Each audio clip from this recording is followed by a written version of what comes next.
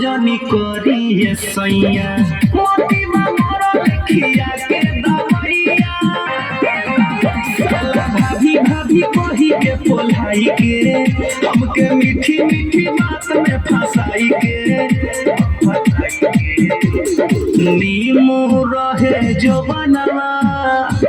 दाबी अनार कोइले बा नीमू रहे जो बनवा है दाबी अनार कोइले बा हम ना छिनार रहनी देवरे छिनार कोइले बा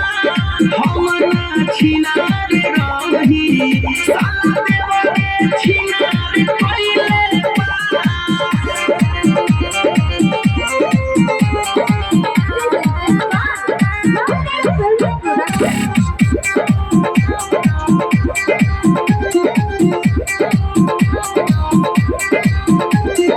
ऐसन अमितावा सिखले बाबूधी लगा के बुदी हमके तनो भगाइले डांट के उ तो वीडियो बनावे गाल काट के बोल बुता के हवाल पूरा अन्हार कइले बा बोल बुता के हवाल पूरा अन्हार कइले